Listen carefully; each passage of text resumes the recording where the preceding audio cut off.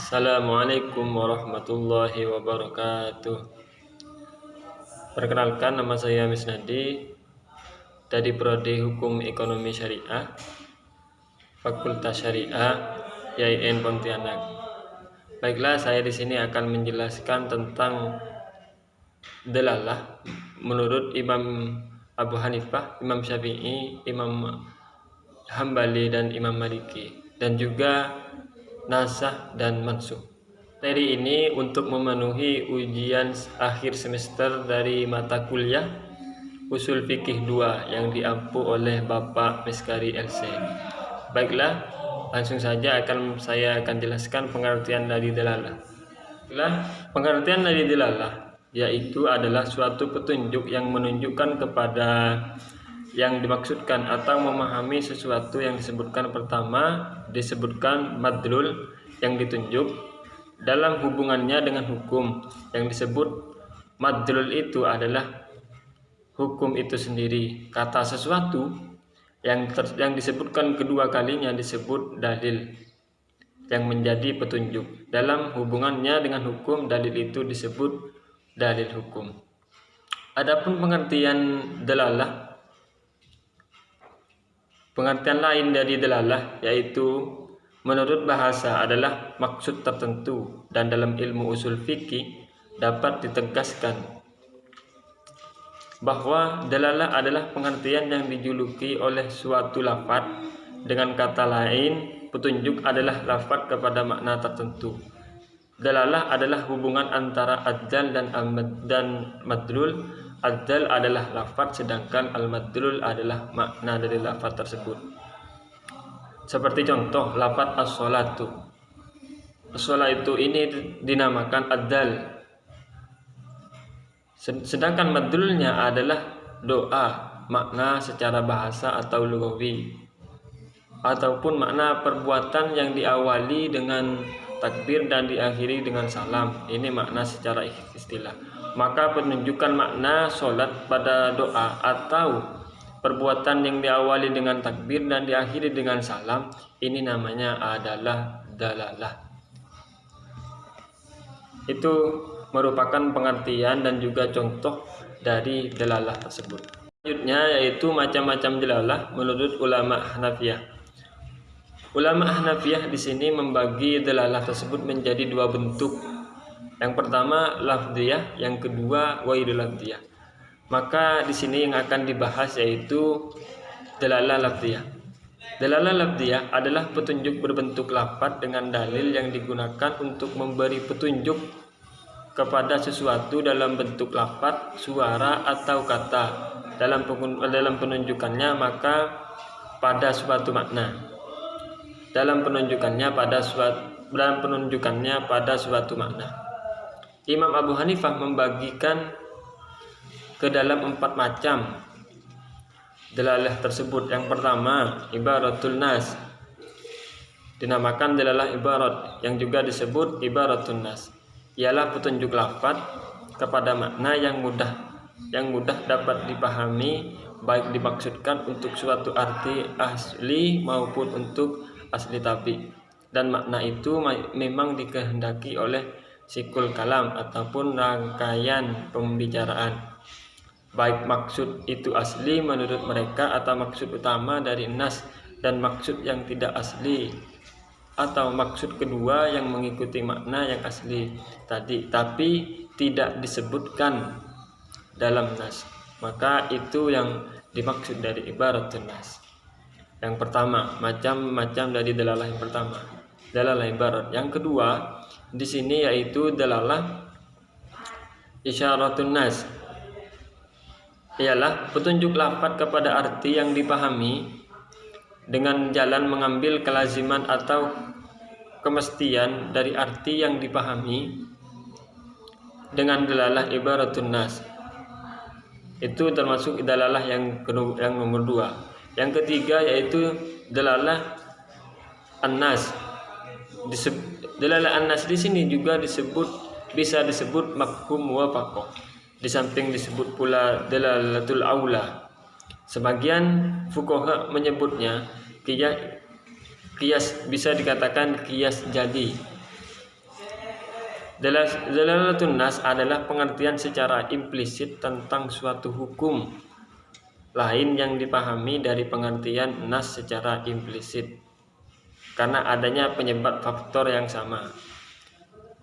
Ini termasuk dalalah yang nomor 3 menurut golongan ulama Hanafiyah. Yang terakhir yaitu yang nomor 4, yaitu dalalah iqtida, bisa disebut juga iqtida'un nas.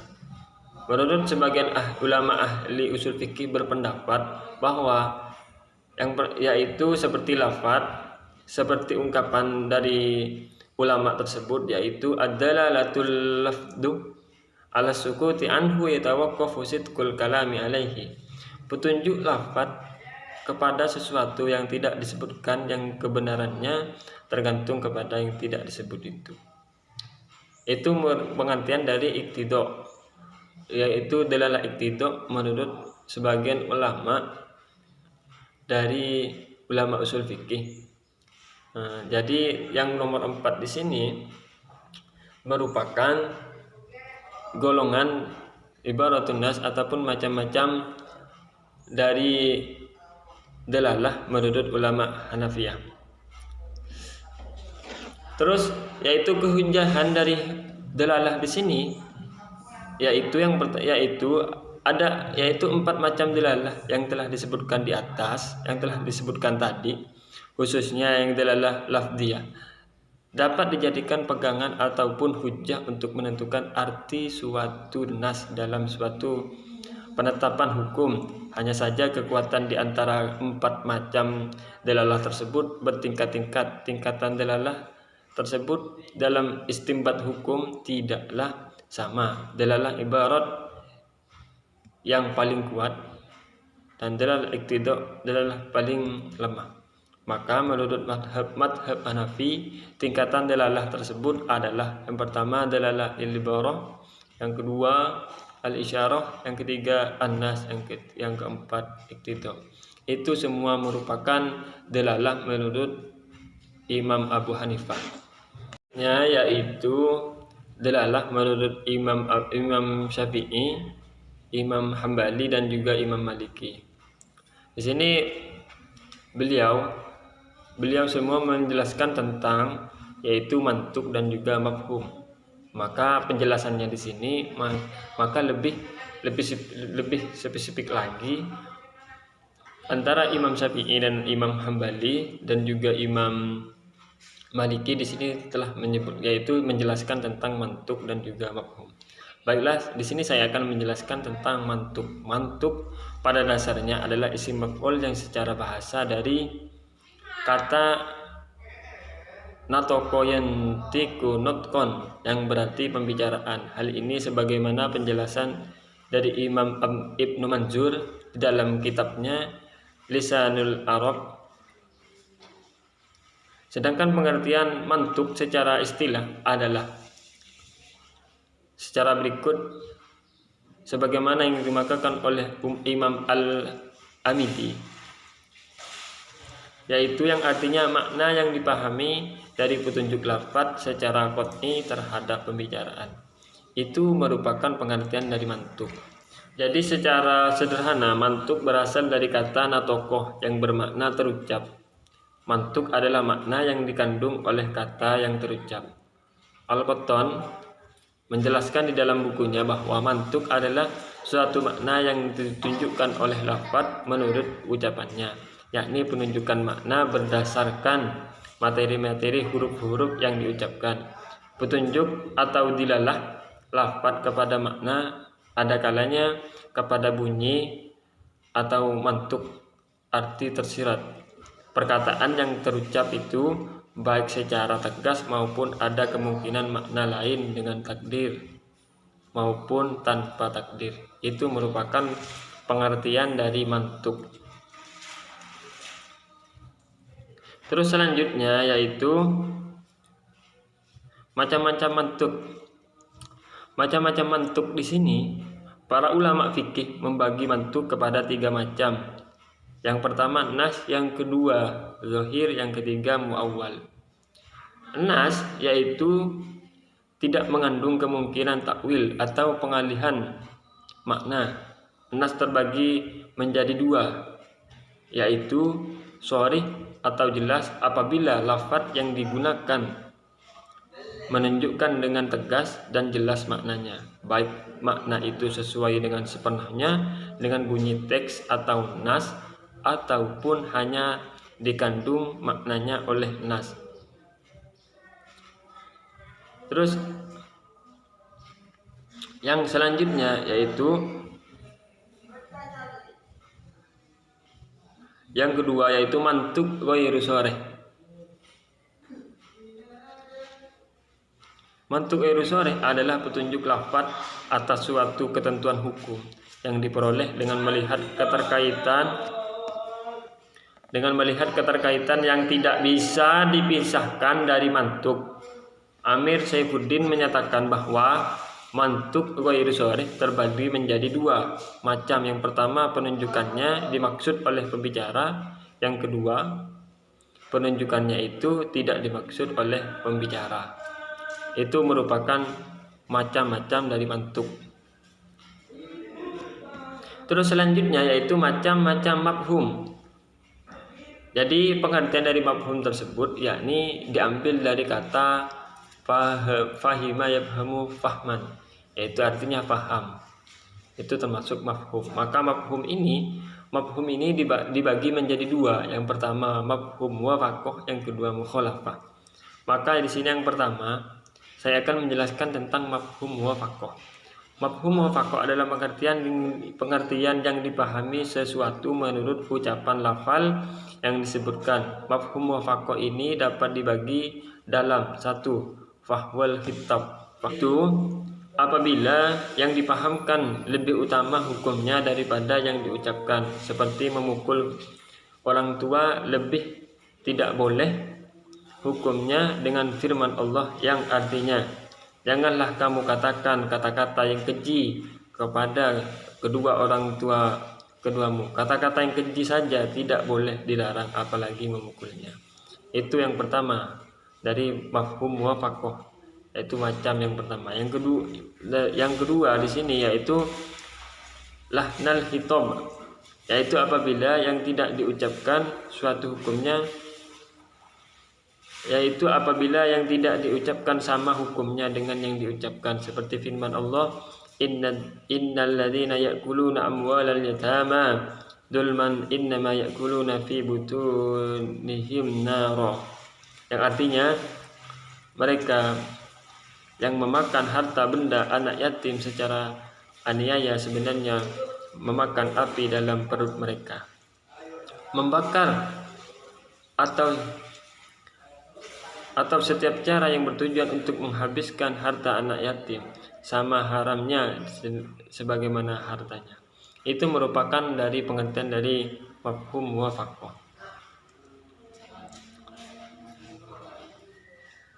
Terus di sini yang dimaksud mafhum mukhalafah yaitu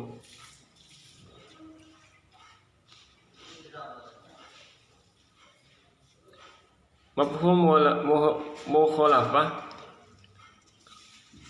diringkas hanya menjadi 5 bagian. Yang pertama mafhum al-laqab, mafhum as-sifat, mafhum asyarat, mafhum al-qiyah, dan mafhum al-dal.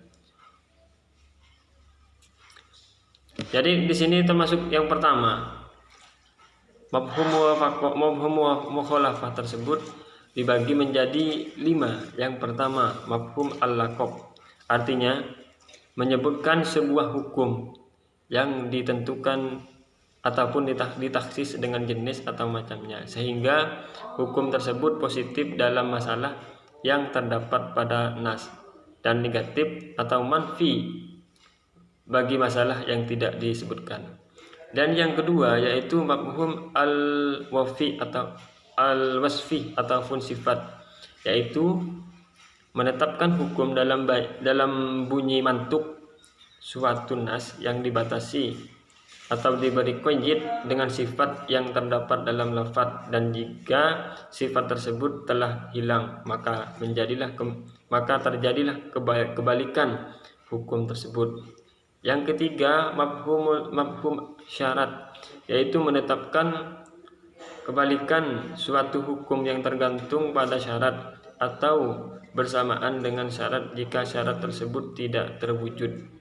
Yang keempat, mafhum al-ghayah, yaitu menetapkan hukum yang berada di luar tujuan nas atau ghayah bila hukum tersebut dibatasi dengan tujuan atau ghayah.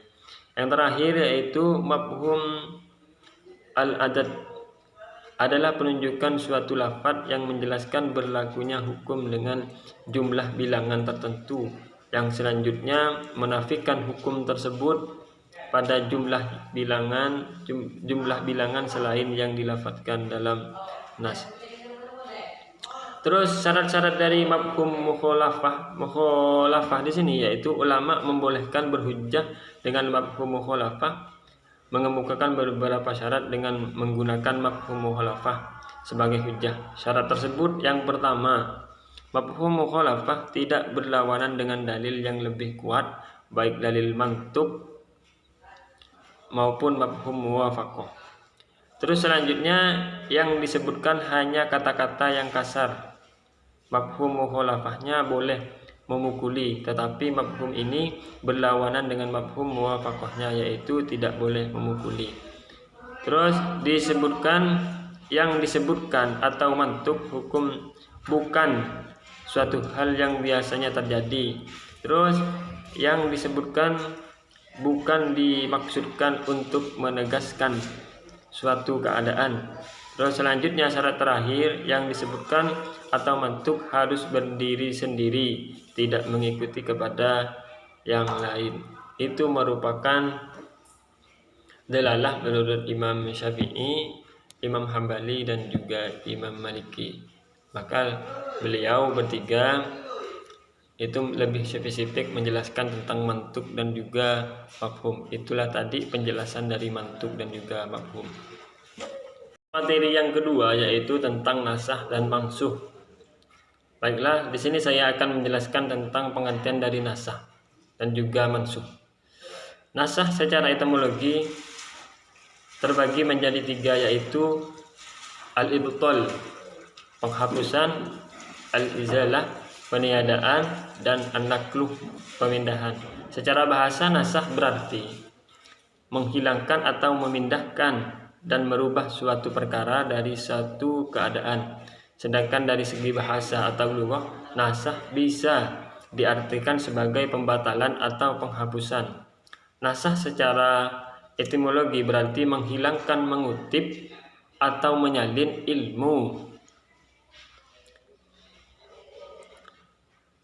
Ini sangat bermanfaat untuk pengamalan hadis bila ada dua hadis yang makbul, yang tanakut, yang tidak dapat dikompromikan atau dijamak. Bila dapat dikompromikan hanya sampai pada tingkatan mukhtalif al hadis. Itu merupakan pengertian dari nasah menurut bahasa. Sedangkan nasah menurut istilah ulama usul fiqh adalah ulama usul fiqh di sini mengartikan secara istilah, yaitu nasah ialah syar'i, menghilangkan syarak atau menghilangkan suatu hukum syar'i dengan dalil. Dengan demikian jelas bahwa nasah berbeda dengan takhsis, karena nasah terjadi antara dua nas yang turunnya tidak sama, tetapi yang menasahkan terkemudian dari yang dinasahkan.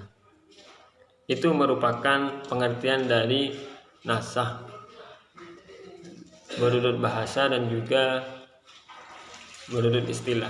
Jadi nasah tersebut yaitu menghilangkan hukum yang sudah ada.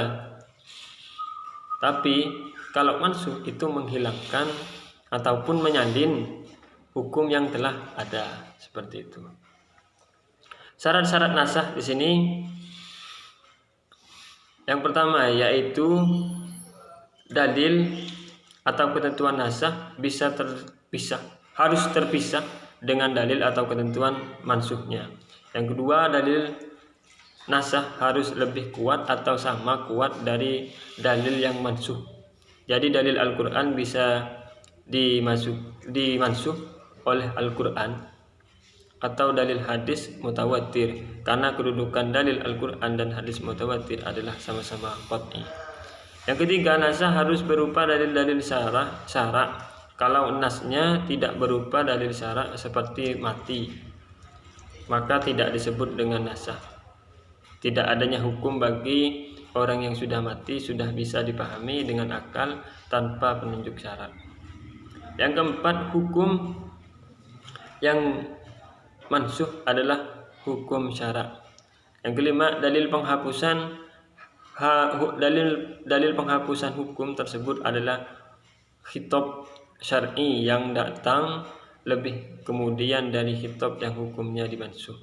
Yang terakhir, khitab yang dihapuskan atau diangkat hukumnya tidak terikat atau dibatasi dengan waktu tertentu, sebab jika tidak demikian maka hukum akan berakhir dengan berakhirnya waktu tersebut. Itu merupakan syarat-syarat dari nasah. Terus macam-macam nasah. Yang pertama, nasah Al-Quran dengan Al-Quran. Yang kedua, nas Al-Quran dengan sunnah. Yang ketiga, nas sunnah dengan Al-Quran. Itu merupakan macam-macam dari nasah. Yang terakhir, pengertian dari taksis dan juga nasah, yaitu merupakan perbedaan antara taksis dan juga nasah. Taksis adalah mengeluarkan sebagian daripada satuan-satuan yang masuk di dalam lafadz am, dan lafadz am itu hanya berlaku pada satuan-satuan yang masih ada, yang tidak dikeluarkan dari ketentuan lafadz atau dalil am. Terus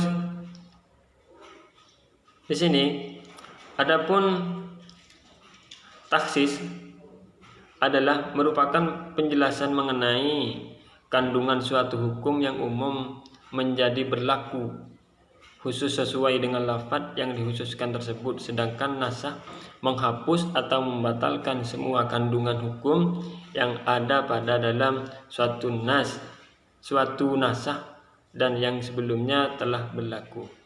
Itu merupakan perbedaan dari nas dan juga perbedaan dari nasah dan juga taksis. Maka peletakan dari kata taksis dan juga nasah ini jelas sangatlah berbeda. Begitu. Mungkin cukup sekian penjelasan dari saya. Kurang dan lebihnya saya mohon maaf. Mungkin hanya ini yang dapat saya sampaikan. Maka jika ada salah kata ataupun bentuk dari pengucapan saya ataupun dari gerakan saya ataupun dari semuanya, saya mohon maaf yang sebesar-besarnya. Akhirun minni. Wassalamualaikum warahmatullahi taala wabarakatuh.